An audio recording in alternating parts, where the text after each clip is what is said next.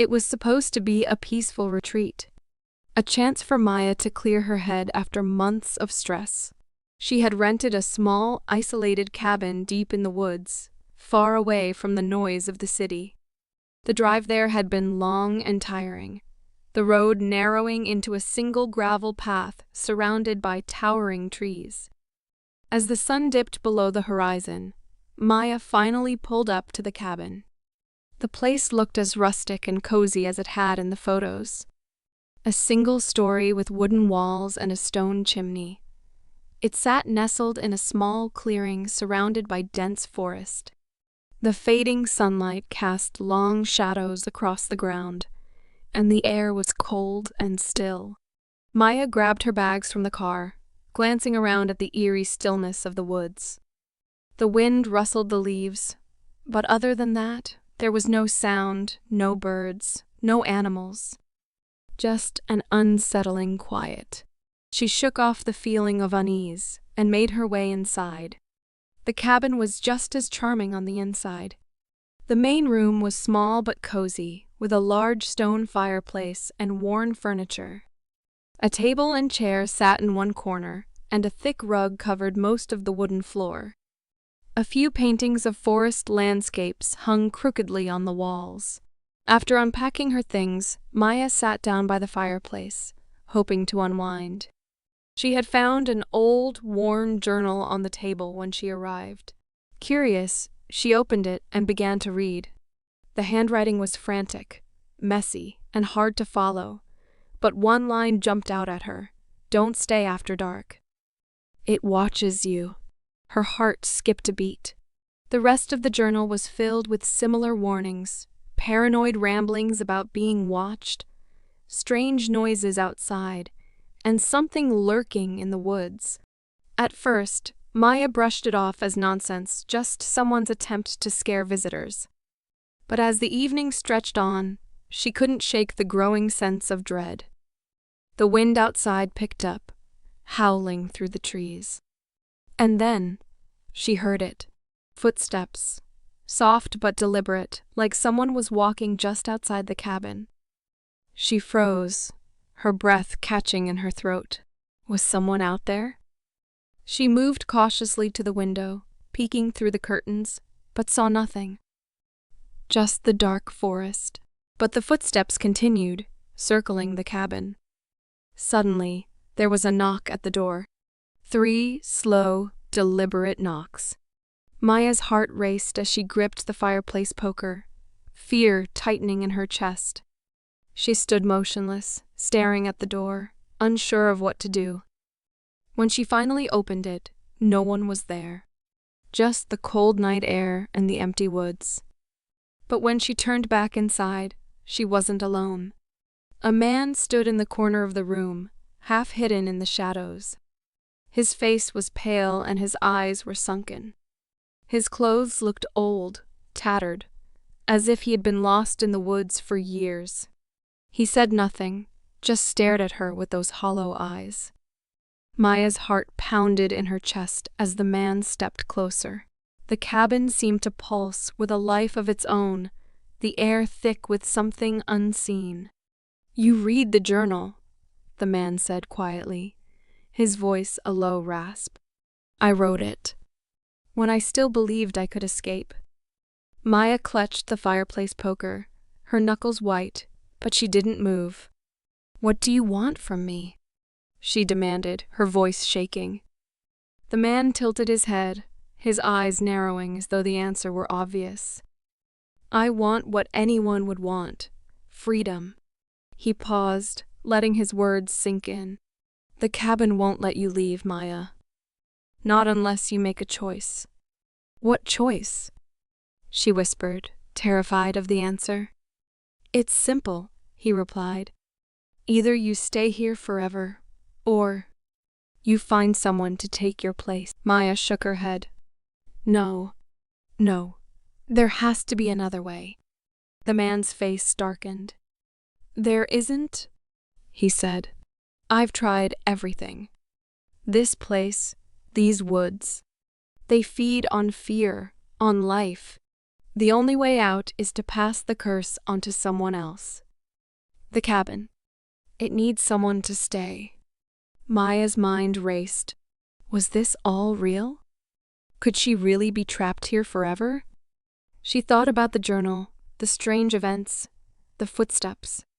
Every instinct told her to run, but deep down she knew the cabin wouldn't let her.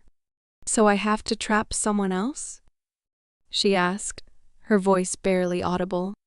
The man's smile was cold. Yes, or you can stay. Like me. Maya stood frozen, her mind swirling with fear and disbelief. She couldn't believe this was real. Couldn't believe that her escape from stress had turned into a nightmare. She stared at the man, his hollow eyes pleading for her to understand.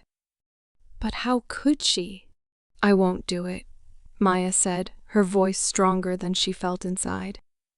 I won't trap someone else here. I can't live with that. How could anyone make such a choice? The man shook his head, his expression hardening. Then you'll die here. Slowly, Maya's heart pounded, the weight of the decision crushing her. But she knew in her soul that she couldn't condemn someone else to this fate. She couldn't live with that guilt. She wouldn't. I'll find another way, she said firmly. I'm not like you. The man's face twisted into a sneer. There is no other way. You'll see. His voice was cold, a final warning before he stepped back into the shadows, vanishing as quickly as he had appeared. Maya stood alone in the cabin, the air around her heavy, oppressive. The man was gone, but his presence lingered, the weight of the curse pressing down on her. She looked around at the cabin. The cozy walls now felt like a prison. The warmth of the fire a cruel illusion. She had to get out. But how? Maya grabbed her car keys, her pulse racing as she darted toward the door. She flung it open, expecting the oppressive darkness of the woods, but something had changed. The forest seemed alive, the trees swaying unnaturally as though they were watching her. The wind whispered through the branches, almost as if it was trying to tell her something. But she couldn't stop. She had to leave before the cabin trapped her for good. She sprinted to her car, fumbling with the keys, her hands shaking. She jammed the key into the ignition, turning it desperately. The car sputtered, but wouldn't start. Come on, she muttered, her breath coming in ragged gasps. But the car wouldn't budge. It was as if the cabin had a hold on it too. Tears welled in her eyes, panic clawing at her chest. Was there really no escape?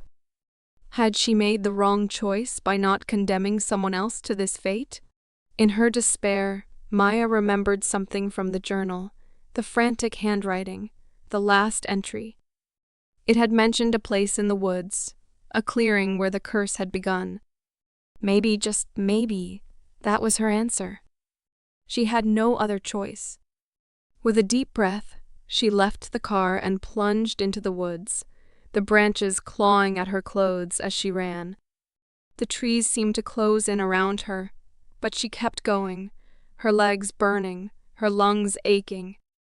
She couldn't stop, not now. After what felt like hours, Maya stumbled into a clearing. The trees parted here, revealing a circle of stones in the center of the forest. The air was still, unnaturally quiet, as if the woods themselves were holding their breath. This was the place. She approached the stones cautiously, feeling the weight of the curse pressing down on her. The journal had said that the curse could be broken, but only by confronting it directly. I won't be your prisoner, she whispered into the stillness, her voice trembling. I won't let you take me. As if in response, the wind picked up, swirling around her in a frenzy. The trees seemed to groan, their branches bending toward her. And then, out of the corner of her eye, she saw it, a shadow lurking at the edge of the clearing. The man from the cabin. His face was twisted with rage, his hollow eyes burning with desperation. "You can't escape," he hissed, stepping toward her. "The cabin will always find you. You're part of it now." Maya stood her ground, her heart racing, but she refused to back down. "I won't let it take me," she said, her voice growing stronger. "I choose freedom." And then something shifted. The air around her seemed to change, the oppressive weight lifting just slightly.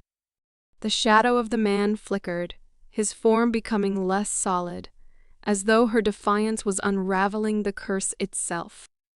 With one final surge of strength, Maya stepped forward, her gaze locked on the man's.